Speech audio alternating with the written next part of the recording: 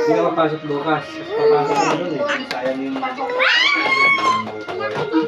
Kaya nagkakaroon sila ng galit na galit si Grabe. Huwag ka magpaalam kuya na personal. I-chat mo siya. chat dito. Ito sumahod ka na eh. Sabihin ko, mamaya mo din Hindi, uwi ka mo.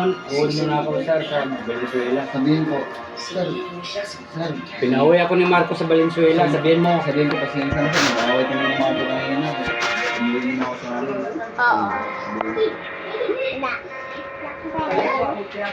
Si Marco naman ang masama. Hindi naman siya makano sir, binat mo na, di ba? Oo. Na-block niya na.